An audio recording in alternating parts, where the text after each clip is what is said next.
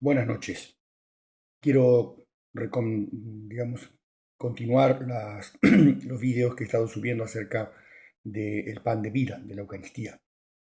Es necesario que tengamos siempre en cuenta que la Eucaristía no solamente se comulga con el cuerpo, sino en primer lugar se comulga con la inteligencia y con la fe. Uno puede acercarse físicamente a la Eucaristía a recibirla y sin embargo quedar privado de todos los bienes que ella nos trae. Por eso, para recibir el cuerpo de Cristo verdaderamente, como María Santísima recibió primero la palabra de Dios en su mente y luego la recibió en su seno. Así nosotros también debemos conocer en primer lugar esta doctrina de Jesús, por qué Jesús se queda con nosotros en la Eucaristía, y para eso nos deja su palabra. La palabra de Dios es una instrucción acerca de la Eucaristía, y para luego poder recibirla con fruto. Entonces, el propósito un poco de estas charlas es ahondar en este misterio de la Eucaristía a partir de la Sagrada Escritura. En este video de hoy quiero plantear la Eucaristía y el Antiguo Testamento. Voy a tocar no todas las veces que el Antiguo Testamento habla del pan, del alimento y de la Eucaristía propiamente, sino algunos elementos básicos para tener en cuenta para que nos sirva para lo que vamos a ver en el capítulo 6 de San Juan. Esto es nada más que una introducción. Lo primero que tenemos que entender es algo acerca de la alimentación. Nosotros decimos que la Eucaristía es el alimento, muy bien, pero tenemos que tener en cuenta qué es propiamente el fenómeno, digamos, natural de la alimentación. ¿Y por qué nosotros decimos que la Eucaristía es un alimento espiritual? O sea, ¿qué significa? Alimento material y alimento espiritual. A eso nos vamos a dedicar entonces un momentito ahora. El alimento material, en primer lugar. Todo lo que es materia tiende naturalmente a descomponerse, ¿no? A desgastarse, a envejecerse, a morir y a disolverse digamos, en partes menores. Un cadáver es algo que fue un cuerpo y luego, una vez que perdió su forma, o sea, el alma, se va descomponiendo en entidades menores. No es un cuerpo, sino muchos cuerpos. Por eso, para que el cuerpo pueda mantener su unidad y pueda seguir siendo, en el caso del cuerpo humano, el sostén del alma, el órgano del alma, el cuerpo humano, ¿no? Necesita ingerir alimentos. El alimento es tomado eh, para poder luchar contra la descomposición y contra la muerte. El alimento es tomado por el cuerpo a partir, o sea, ingiere otro cuerpo. Alimentación es el proceso en el cual nosotros tomamos un cuerpo, ya sea un cuerpo orgánico o inorgánico, lo introducimos en nosotros a través de la boca ordinariamente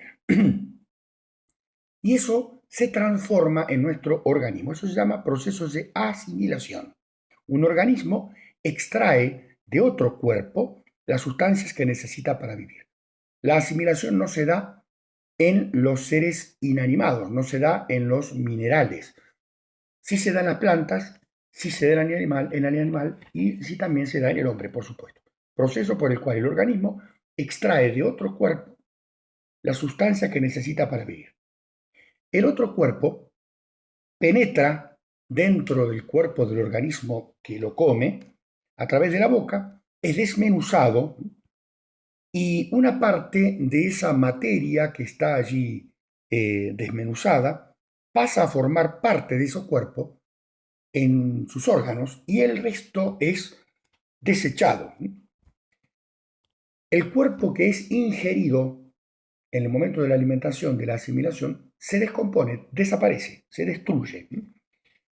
Y el organismo que lo ingiere recibe de ese alimento tres cosas que hay que tener muy en cuenta. El organismo que recibe el alimento recibe subsistencia, recibe fuerza para el obrar y, en redundancia, recibe también alegría. O sea, todo lo que sea, digamos, alimentación en el plano animal, digamos, produce cierto gozo, cierta alegría, cierto placer, o sea, plenitud. Esto es con respecto a la alimentación material. Vamos un poquito a la alimentación espiritual. Nosotros llamamos a la Eucaristía como un alimento espiritual. Muy bien, pero ¿qué significa esto? Decimos alimento espiritual a esa parte de la creación que está por encima de nuestras capacidades naturales. Alimento espiritual es algo que está por encima de mis propias capacidades, digamos, naturales como ser humano.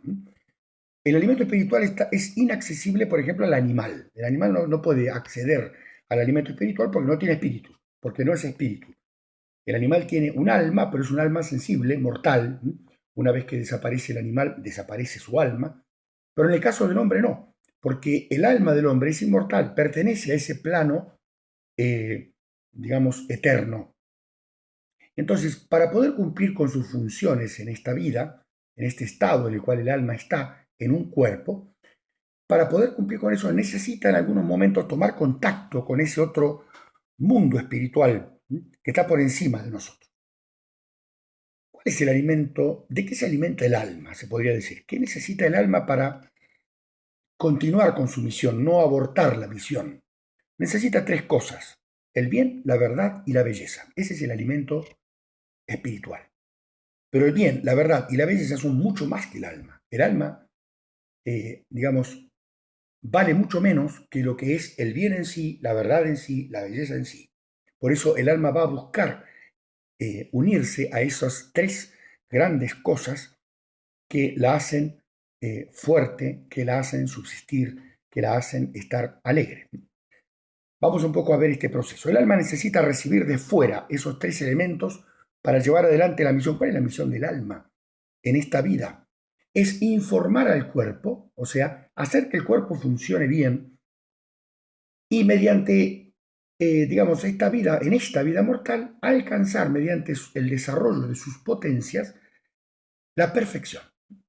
Entonces, una vez que muere, esa alma llega a la eternidad cargada con sus propios méritos. Entonces, el alma necesita, digamos, recibir fuerza, el bien, la verdad y la belleza, necesita eso para poder continuar con su misión. Así como el cuerpo necesita ingerir sustancias que para poder permanecer en el tiempo, para poder perdurar, así el alma necesita contactar con ese mundo superior, espiritual, divino, se podría decir, para no desfallecer, para entender cuál es el propósito que tiene en esta vida, para aguantar todas las cosas que uno tiene que aguantar. El alma necesita entonces recibir de fuera de ella misma esos tres elementos. Es verdad que por su propio modo de obrar, el alma, o sea, la inteligencia, después de un proceso penoso y lento, puede llegar a ver esa verdad, ese bien y esa belleza. Es verdad. La inteligencia, mediante la razón, busca la verdad. El alma, digamos, el afecto del hombre, busca el bien, pero es muy penoso, muy difícil y muy pocos llegan a esta vida perfecta, digamos, en esta tierra. El bien que sacia al alma no está en esta vida, está en otra. El bien que la hace, la ilumina. Necesita el alma entonces ser iluminada, ser iluminada. El alimento espiritual es el que ilumina al alma para poder seguir adelante en este camino. Otro aspecto de este alimento espiritual. El alma, el hombre, tiene dependencia del mundo superior, del mundo sobrenatural. Esta dependencia se llama dependencia contemplativa. Para poder ver con claridad necesitamos la luz de lo alto. Decía un gran literato como fue Fyodor Dostoyevsky. Dostoyevsky decía: las raíces de nuestras ideas no están en nosotros. Las raíces de nuestras ideas no están en nosotros. O sea, dependemos de algo que está por encima, que nos ilumina para poder ver la realidad. Sin esa luz no podemos ver, tropezamos, caemos, nos suicidamos. En esta vida mortal, el hombre se halla en un estado embrionario, por eso no puede desarrollar todo, digamos, la perfección al máximo. Eso lo dice también Aristóteles en su Ética a Nicómaco. El alma está como, Platón también, una especie de prisión, ¿no? Hay como una lucha entre la parte espiritual y la parte física. No es que sea absoluta, pero algo hay, ¿sí? De alguna manera. Necesitamos, en este estado en el cual estamos, el alma necesita rayos de luz, rayos de verdad, rayos de belleza. Para tender hacia lo eterno necesitamos lo eterno. Necesitamos que en algún momento eso eterno se haga presente en nuestra vida. Si no, no podemos, ¿no? No podemos, no.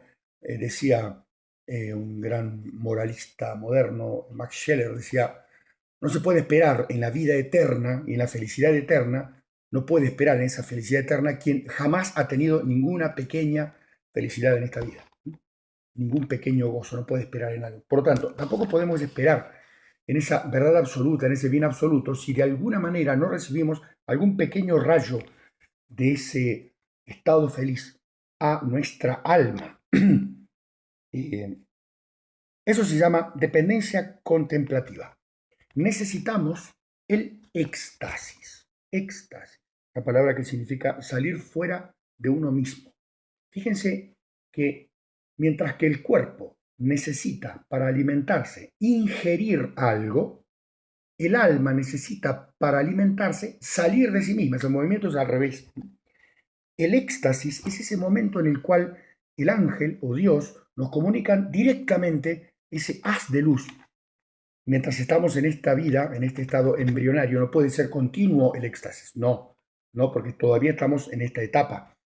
Pero sí hace falta de vez en cuando esa luz que nos atraviese, que nos haga ver la fe, este orden de conocimiento superior que envuelve toda nuestra fe, toda nuestra vida, perdón.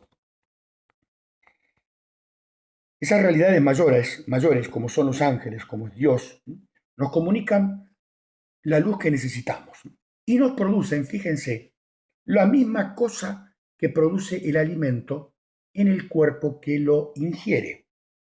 El alimento en el cuerpo, ¿se acuerdan que decíamos? Produce subsistencia, fuerza y alegría. El éxtasis, la iluminación, produce en el alma la subsistencia, la fuerza y la alegría. Por eso decimos que es un alimento espiritual. Dependencia contemplativa de esa verdad superior y de ese bien absoluto y divino. También he de notar que por esta razón Eva cayó en pecado. ¿Por qué cayó Eva ante el demonio?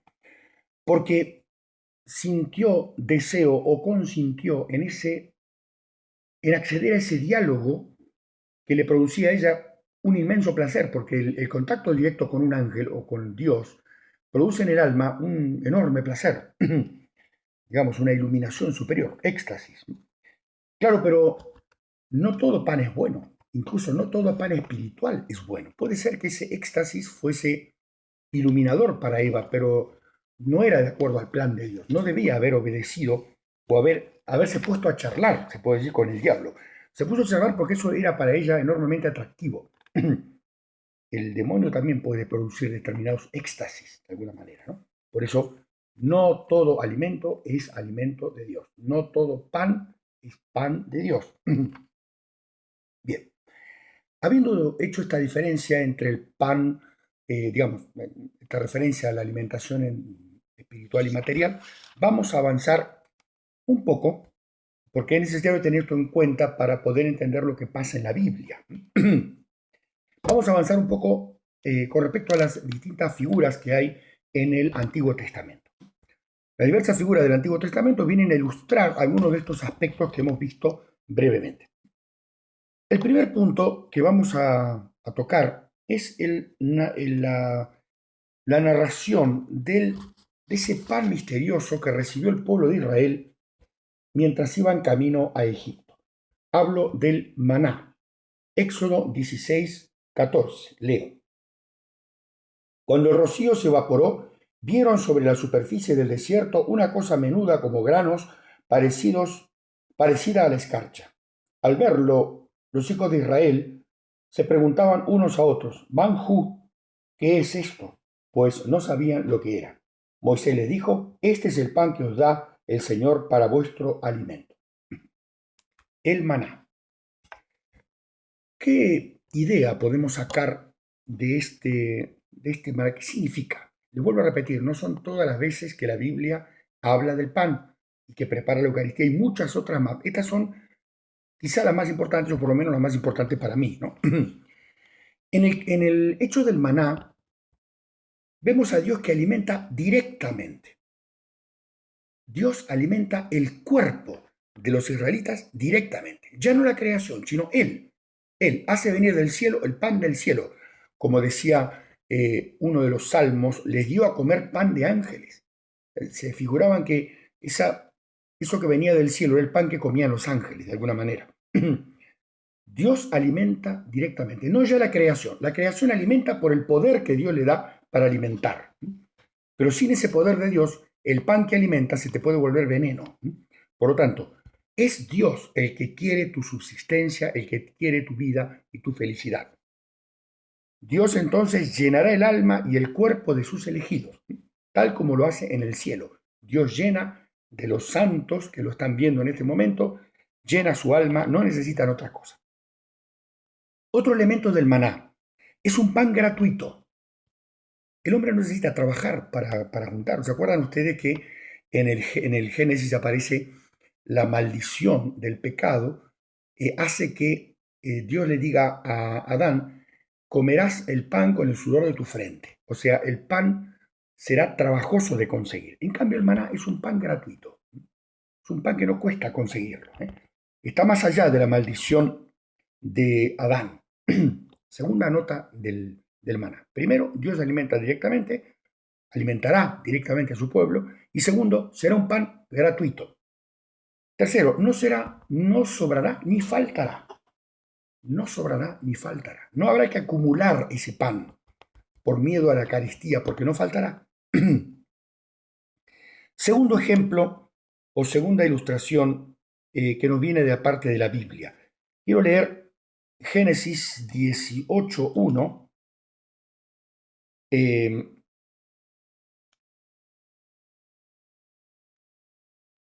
Dice, apareció Dios un día en el encinar de Mamré a Abraham, y él, alzando los ojos, vio parados cerca de él a 3 varones. En cuanto los vio, les salió al encuentro desde la puerta de la tienda y se postró diciéndoles, Señor mío, si he hallado gracia a tus ojos, te ruego no pases de largo junto a tu siervo.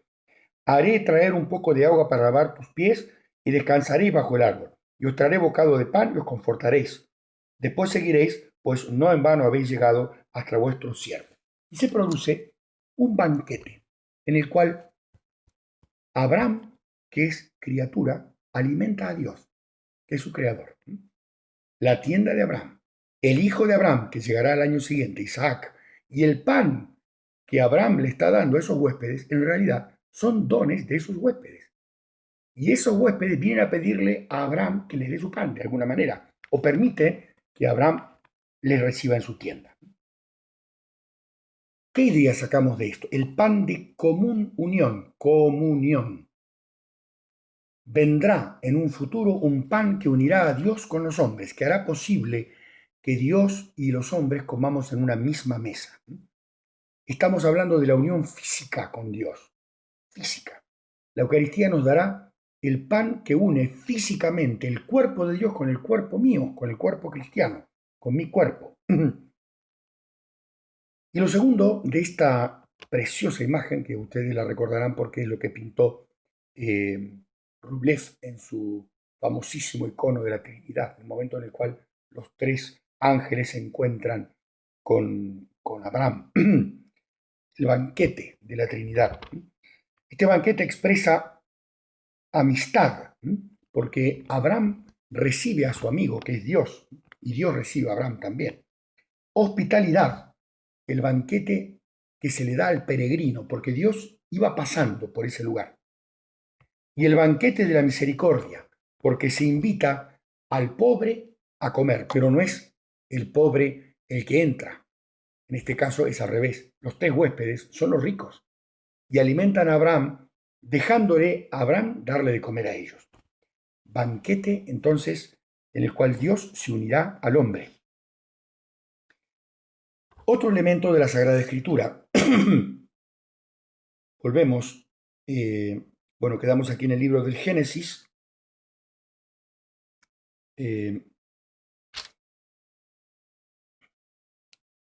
Dice el libro del Génesis 14, 18.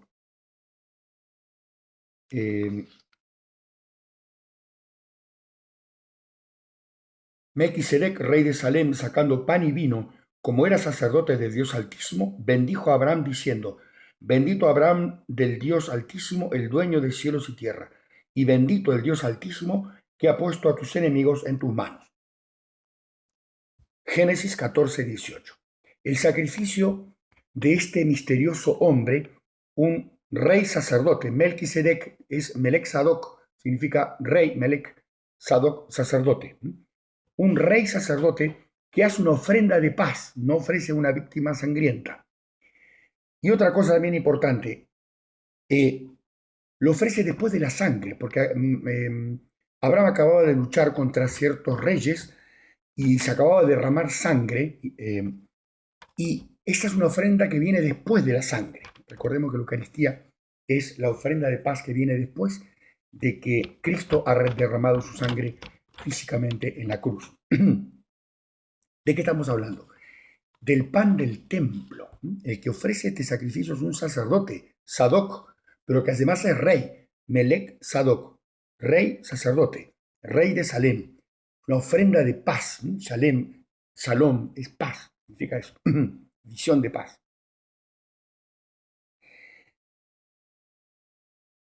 Está adelantando de alguna manera una nueva alianza, porque a cada alianza corresponde su sacrificio, dice en la carta a los Hebreos. Pues bien, la ofrenda de pan y vino no era la ofrenda típica del mundo de la alianza del Antiguo Testamento, sino de la nueva alianza con Cristo. En este pan del culto, porque Melquisedec lo hace en una ofrenda de culto, también podemos recordar ese otro pan que estaba siempre ante la presencia de Dios, en los panes de la preposición, o llamado en hebreo, lehem hapanim, el pan del rostro, llaman los judíos, el pan de la presencia, el sacrificio perpetuo, también le llaman. Esto está en el libro del Éxodo 25:30, dice: harás también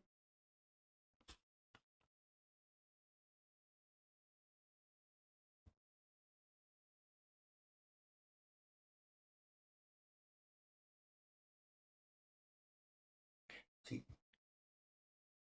Bien, bueno, no, no lo he citado bien. Son 12 panes ácimos que se colocan en la mesa, en la cita que tenía, la cita de la mesa de la preposición.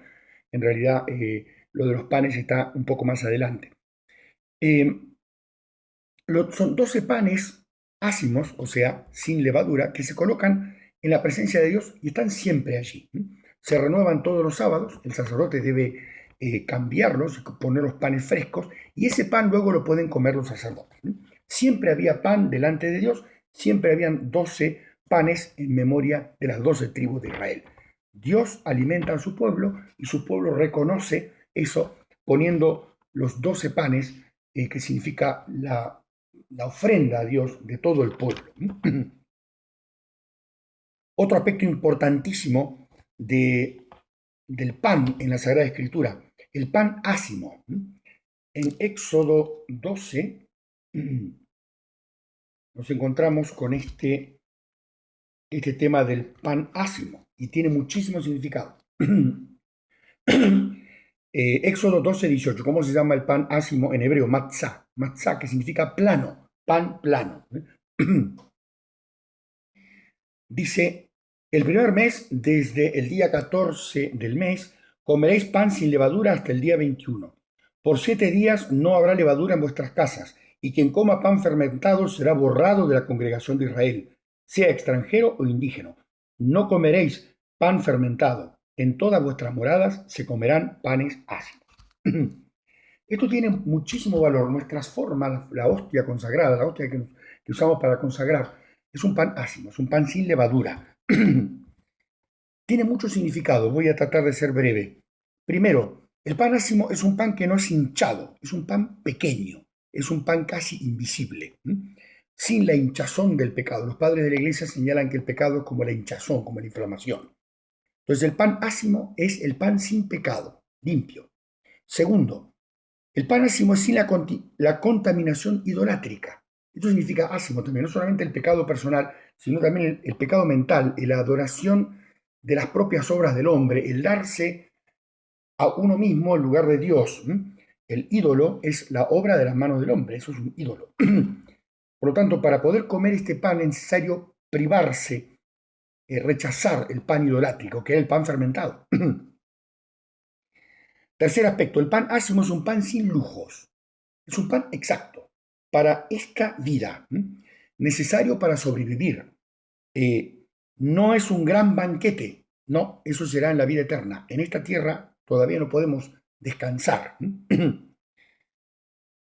El pan ácimo es el pan del que no descansa, es el pan del peregrino, o mejor dicho, del desterrado, que no interrumpe su marcha para hacer pan. O sea, no se detiene a fermentar, no. Lo hace mientras está allí en el fuego, levanta todo y sigue viaje. Es el pan que se hace sin descanso, cuando todavía estamos peregrinando. El pan ácimo es el pan urgente, porque es necesario comerlo como un remedio. La Eucaristía es necesario comerla como un remedio. Aplaca nuestras pasiones, nos une a Cristo. Esas cosas son esenciales. Debemos recibirlas de la mejor manera que podamos.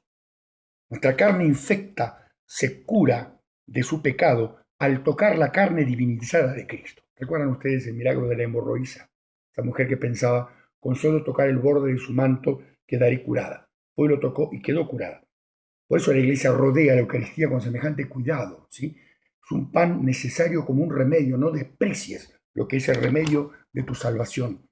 Tu carne, como toda la carne de Adán, está infectada, necesita ser purificada.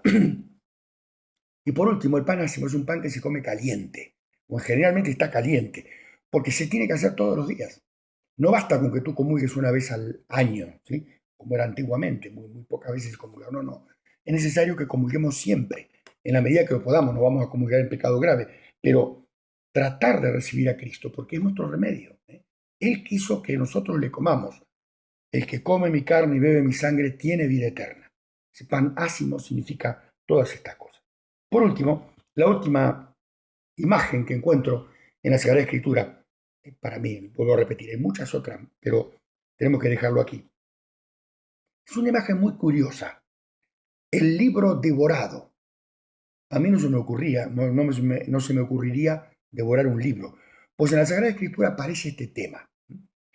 El rollo devorado, el libro rollo en la Sagrada Escritura es lo mismo. Los antiguos, especialmente los orientales, no tenían libros como nosotros, con páginas, sino que era un gran rollo de de pergamino, que es cuero de carnero, digamos, curtido, sobre el cual y preparado para escribir encima.